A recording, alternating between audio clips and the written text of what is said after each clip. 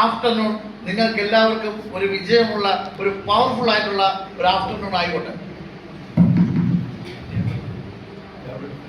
ഇപ്പോൾ നമ്മൾ ഓരോരുത്തരും ഇവിടെ എത്തിയിരിക്കുന്നത് ഒരു ബന്ധുവിൻ്റെയോ സുഹൃത്തിൻ്റെയോ ക്ഷണം സ്വീകരിച്ച് അതിനെ അർഹിക്കുന്ന പരിഗണന നൽകി ഈ വേദിയിൽ എത്തിച്ചേർന്നിരിക്കുന്ന നിങ്ങൾക്ക് ഓരോരുത്തർക്കും എൻ്റെയും നമ്മുടെ കമ്പനിയുടെയും ഹാർദവമായ സ്വാഗതം. നിങ്ങളിപ്പോൾ നമ്മൾ ഓരോരുത്തരും വന്നിരിക്കുന്നത് ഇപ്പോൾ ബസ്സിൽ വന്നവർ കാണും, ട്രെയിനിൽ വന്നവർ കാണും, ടൂ വീലറിൽ വന്നവർ കാണും, നടന്നു വന്നവർ കാണും. ഇപ്പോൾ നമ്മളിവിടെ എത്തിച്ച ഒരു ദൈവം ഉണ്ടല്ലേ, ആ ദൈവത്തെ നമുക്ക് ഒരു നിമിഷം മനസ്സിൽ ധ്യാനിച്ചുകൊണ്ട് എഴുന്നേറ്റ് നിന്ന് ഒരു നിമിഷം മനസ്സിൽ ധ്യാനിക്കും.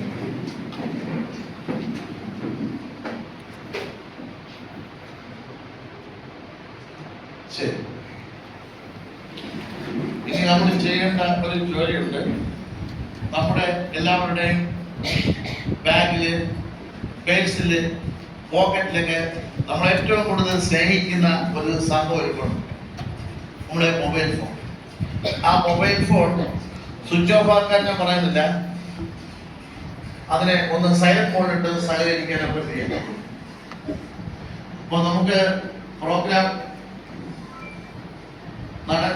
ചില 1-2 ടെക്നിക്കൽ പ്രോബ്ലംസ് ഉള്ളത് കൊണ്ടാണ് പ്രോഗ്രാം ഒന്ന് ടൈം ഒരു 10-15 മിനിറ്റ് ഒന്ന് ഇതായിപ്പോയത്.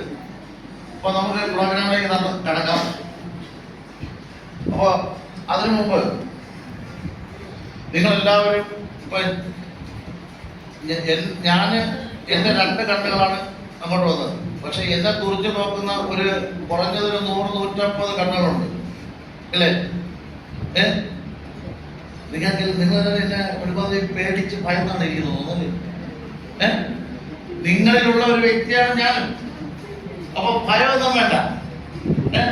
എല്ലാവരും ഒന്ന് ചിരിച്ചാൽ മാത്രമേ പോസിറ്റീവ് എല്ലാം ചെയ്തിട്ടുള്ളൂ. ചിരിക്കാനാണോ കരയാനാണോ നിങ്ങൾ ആഗ്രഹിക്കുന്നത്? ചിരിക്കാനാണോ കരയാനാണോ ആഗ്രഹിക്കുന്നത്? ചിരിക്കാനല്ലേ ആഗ്രഹിക്കുന്നത്? ചിരിക്കുമ്പോൾ കൂടെ ചിരിക്കാൻ 1000 പേര് വരും. കരയുമ്പോഴാണില്ല നമ്മുടെ നിഴൽ മാത്രമേ വരും. അപ്പോ നമ്മൾ ചിരിക്കാൻ ആഗ്രഹിക്കുന്നു. നിങ്ങൾ ഉന്നതിയാണോ ആഗ്രഹിക്കുന്നത്, താഴ്ചയാണോ ആഗ്രഹിക്കുന്നത്? ഉന്നതിയാണ് ആഗ്രഹിക്കുന്നത്. നിങ്ങൾ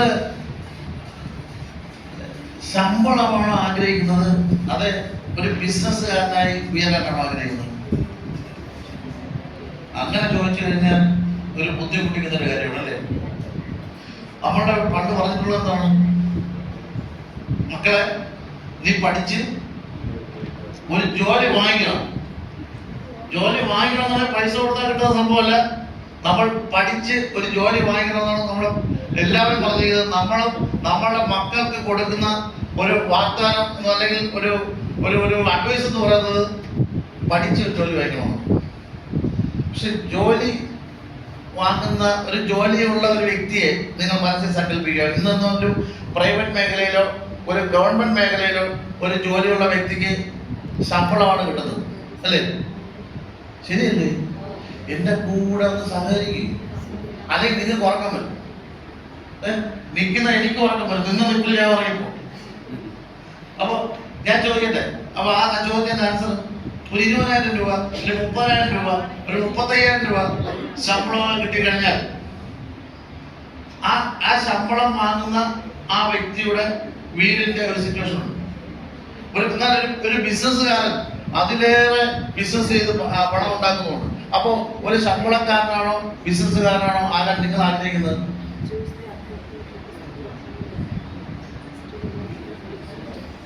ഞാൻ ബിസിനസ്സുകാരനാണ്, അതായിക്കൊണ്ടിരിക്കുക. ശമ്പളക്കാരനായുള്ള നേട്ടം എന്ന് പറഞ്ഞാൽ നമ്മുടെ സ്വപ്നങ്ങൾ യാഥാർത്ഥ്യമാക്കാൻ പറ്റുള്ളൂ. നമുക്ക് ഈ 35,000 രൂപയുടെ സ്വപ്നങ്ങളെ യാഥാർത്ഥ്യമാക്കാൻ പറ്റൂ. ഇന്ന് ഒരു പവൻ സ്വർണത്തിന് എന്താണ് വില? 1.25 ലക്ഷം രൂപ എണ്ണിക്കൊടുത്താലേ നമുക്ക് പണിക്കൂലിയും പണിക്കുറവും ഇതെല്ലാം കഴിഞ്ഞതിന് ശേഷം നമുക്ക് ഈ സാധനം വാങ്ങിക്കാൻ പറ്റുള്ളൂ. ശരിയല്ലേ? അപ്പൊ ഒരു ബിസിനസ്സുകാരനാണെങ്കിൽ അയാളുടെ സ്വപ്നത്തിനനുസരിച്ച് എന്ത് ചെയ്യാൻ പറ്റും? വരുമാനം കൂട്ടാൻ പറ്റും. പറ്റില്ലേ? ഒരു ജോലിക്കാരനാണ് 35,000, ഇന്ന് 35,000, നാളെ 35,000, അടുത്ത മാസം 35,000, അത്ര കിട്ടും. ചിലപ്പോ ഒരു വർഷം കഴിയുമ്പോൾ ഒരു ഇൻക്രിമെന്റ് കിട്ടിയാലായി. ഞാൻ ഒരു ഗവൺമെന്റ് മേഖലയിൽ വർക്ക് ചെയ്തിരുന്ന ആളാണ്. അപ്പോൾ എൻ്റെ അധ്യാപകരായിരുന്നു. ആ സമയത്ത് എനിക്കൊരു ഇൻക്രിമെന്റ് കിട്ടിയപ്പോൾ അന്ന് ഇൻക്രിമെന്റ് എന്ന് പറഞ്ഞാൽ 150 രൂപയാണ്. 150 രൂപയ്ക്ക് ഒരു ചെരുപ്പ് പോലും ഒന്നും വാങ്ങിക്കാൻ പറ്റില്ല. ഈ 150 രൂപ കിട്ടിയപ്പോൾ എൻ്റെ മാമൻ പറഞ്ഞു, നിനക്ക് ഇൻക്രിമെന്റ് കിട്ടിയത്. ഈ ഇൻക്രിമെന്റ് കിട്ടിയാൽ ഒന്നും നേടാൻ പറ്റൂല. കേട്ട് കഴിഞ്ഞാൽ നമ്മൾ പറയും എന്തോ വലിയ സംഭവം എന്നാണ് വിചാരിക്കും. അപ്പോൾ ഈ ഇൻക്രിമെന്റ് കിട്ടുന്ന സമയത്ത് ഈ 150 ഇപ്പൊ ഒരു 1000 രൂപ ഇൻക്രിമെന്റ് കിട്ടിയത് ഞാൻ എൻ്റെ ഒരു കുറച്ച് കഴിയുമ്പോഴത്തേക്ക് ഞാൻ പറഞ്ഞുതരാം. ഞാൻ ഒരു ഇൻഷുറൻസ് മേഖലയിൽ വർക്ക് ചെയ്യുന്ന സമയത്ത് എനിക്ക് ഇൻക്രിമെന്റ് ഒരു ആ സ്വകാര്യ മേഖലയിലായിരുന്നുകൊണ്ട് 3000 രൂപ 4000 രൂപ ഇൻക്രിമെന്റ് കിട്ടുമല്ലോ. പക്ഷെ എന്നാലും ആ ഒരു ഇൻക്രിമെന്റ് നമുക്ക് കിട്ടത്തുള്ളൂ. പക്ഷെ ഇപ്പോൾ നമുക്ക് ഒരു ബിസിനസ്സുകാരൻ എന്നുള്ള നിലയിൽ നമ്മൾ വർക്ക് ചെയ്യുന്ന സമയത്ത് നമുക്ക് ഇൻക്രിമെന്റ് അല്ല, നമ്മൾ എത്ര രൂപയാണോ ആഗ്രഹിക്കുന്നത്, ഈ മാസം അല്ലെങ്കിൽ അടുത്ത മാസം എനിക്ക് എത്ര രൂപയാണോ വേണ്ടത് ആ പൈസ ഉണ്ടാക്കാൻ നാം ബിസിനസ്സിലൂടെ കഴിയില്ലേ? ഒരു പശുവിനെ ഒരു മരത്തിൽ കെട്ടിയിരിക്കുകയാണ്. അതിന്റെ ചുറ്റാകെ കുറെ പുല്ല് കിടപ്പുണ്ട്. ആ പശുവിന് ആ പുല്ല് മാത്രമേ തിന്നാൻ പറ്റുള്ളൂ. അതാണ് ഒരു എംപ്ലോയിയുടെ അവസ്ഥ. ഞാൻ എംപ്ലോയിയെ കുറ്റപ്പെടുത്തി സംസാരിക്കുകയല്ല. ഒരു എംപ്ലോയി എന്ന് പറയുന്നത് ഒരു മുതലാളിക്ക് വേണ്ടി പണിയെടുക്കുകയും, ഇപ്പൊ ഞാൻ വർക്ക് ചെയ്യുന്ന സമയത്ത് 1 കോടി രൂപയുടെ ബിസിനസ് ചെയ്തു കൊടുത്താൽ മാത്രമാണ് എനിക്ക് 1 ലക്ഷം രൂപ ശമ്പളമായിട്ട് തരുന്നത്. അപ്പൊ ഒരു മുതലാളിക്ക് വേണ്ടി പണിയെടുക്കുകയും ആ മുതലാളിക്ക് നല്ല രീതിയിൽ ലാഭം ഉണ്ടാക്കി കൊടുക്കുകയും ചെയ്യുന്ന സമയത്താണ് ആ മുതലാളി നമുക്ക് എന്ത് ചെയ്തു തരുന്നത്? ഒരു സാലറി ആയിട്ട് തരുന്നത്. പക്ഷെ നമുക്ക് എന്തുകൊണ്ട് നമുക്ക് സ്വന്തമായി ഒരു ബിസിനസ് ചെയ്തുകൂടാ? നിങ്ങൾ ചിന്തിച്ചിട്ടുണ്ടോ? ചിന്തിച്ചിട്ടുണ്ടോ? എന്നെ അനിയനെ പോലെ കാണല്ലേ? നിങ്ങൾ ചിന്തിച്ചിട്ടുണ്ടോ? ഉണ്ടാ? ചിന്തിക്കണം. അതായത് നമ്മള് സ്വന്തമായിട്ട്, അപ്പോൾ നിങ്ങൾ പറയും സ്വന്തമായിട്ട് ഒരു ബിസിനസ് ചെയ്യുന്നതിന് ഒരു ഇൻവെസ്റ്റ്മെന്റ് വേണം എന്ന് പറയും. സാറേ, എൻ്റെ കയ്യിൽ അതിനുള്ള പൈസ ഇല്ല. ശരി, ഇൻവെസ്റ്റ്മെന്റ് ചെയ്യാനുള്ള പൈസ നമ്മുടെ കയ്യിലില്ല. പക്ഷെ ഇൻവെസ്റ്റ്മെന്റ് ചെയ്യാതെ ഒരു ബിസിനസ് നിങ്ങളുടെ കയ്യിൽ കിട്ടുകയാണെങ്കിൽ നിങ്ങൾ അത് ഏറ്റെടുക്കാൻ തയ്യാറാണ്. നിങ്ങൾ ഇൻവെസ്റ്റ്മെന്റ് ചെയ്യുന്നില്ല, എന്നാലും ഞാൻ ബിസിനസ് ചെയ്താൽ എനിക്ക് ബിസിനസ് അറിഞ്ഞൂടെ, ബിസിനസ് ഞാൻ പരാജയപ്പെട്ടാലോ? അതാണ് നമ്മൾ നോക്കുന്നത്. നമ്മൾ പരാജയപ്പെട്ടാലോ? പരാജയപ്പെടാതെ നിങ്ങളെ മുന്നോട്ട് നയിക്കാനുള്ള ഒരു ശക്തി നിങ്ങളോടൊപ്പം ഉണ്ട് എങ്കിൽ, ഫിസിക്കലായി നിങ്ങളെ ഹെൽപ്പ് ചെയ്യാനുള്ള ശക്തി നിങ്ങളോടൊപ്പം ഉണ്ട് എങ്കിൽ നിങ്ങൾ ബിസിനസ് ചെയ്യാൻ തയ്യാറാണ്. എത്ര പേര് പുതുതായിട്ട് വന്ന ആൾക്കാർ ജസ്റ്റ് ഒന്ന് കൈകൊണ്ടാവും? ശരി, ഒരു നല്ലൊരു കൈയടി, നല്ലൊരു നിറഞ്ഞ കൈയടി.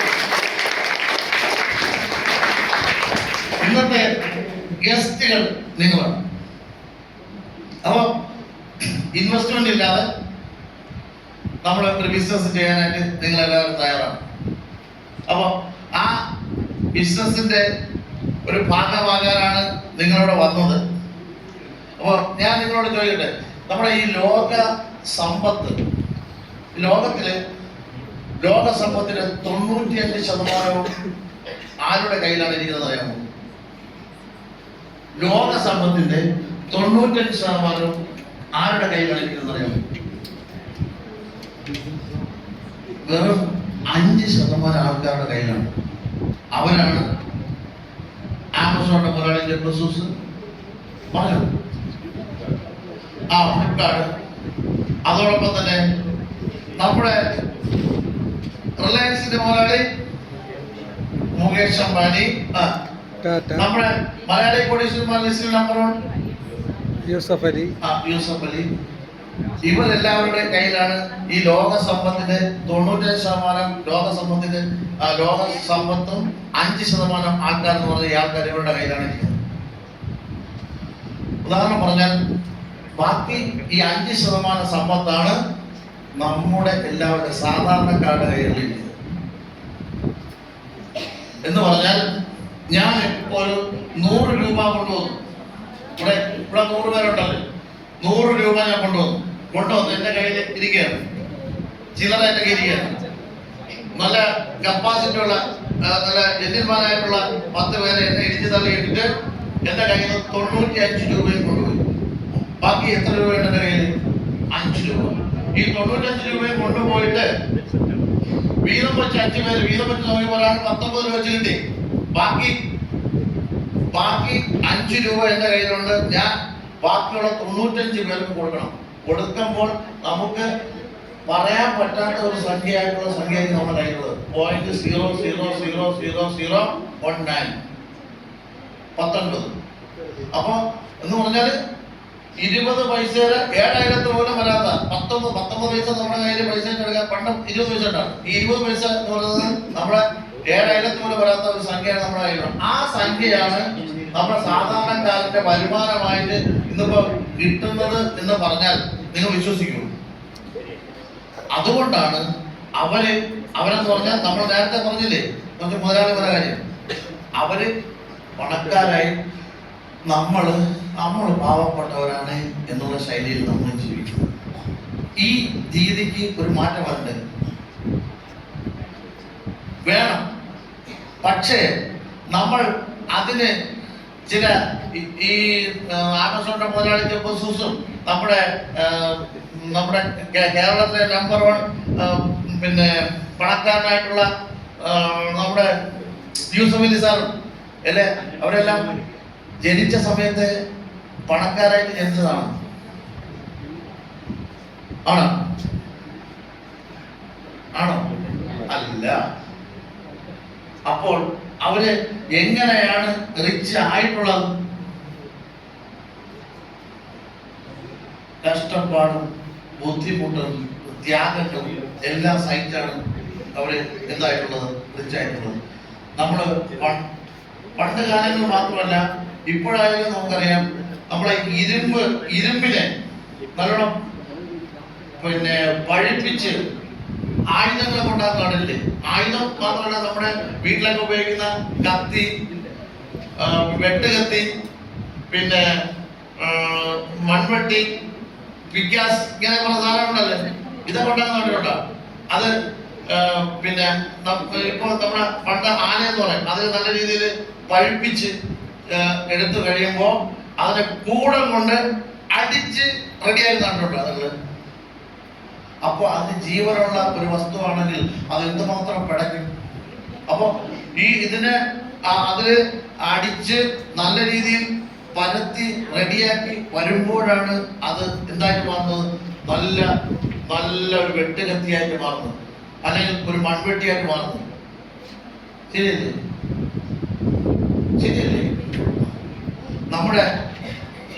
നമ്മുടെ സ്വർണം അല്ലെങ്കിൽ വജ്രം കിട്ടുന്നത് വെറും കരിയായിട്ടാണ്, കറുത്ത കരിയായിട്ടാണ് കിട്ടുന്നത്. പക്ഷെ ഇതിനെ നല്ല രീതിയിൽ ചൂടാക്കി മറ്റു പ്രോസസ്സിംഗ് ചെയ്ത് അതിനെ അടിച്ച് പരത്തി റെഡിയാക്കി അതിനെ എന്തെല്ലാം കഷ്ടപ്പെടുത്താമോ അത് ആ ബുദ്ധിമുട്ടുകളിലൂടെ അത് തരണം ചെയ്ത് മുന്നോട്ട് പോകുമ്പോഴാണ് അത് നല്ല തിളക്കമുള്ള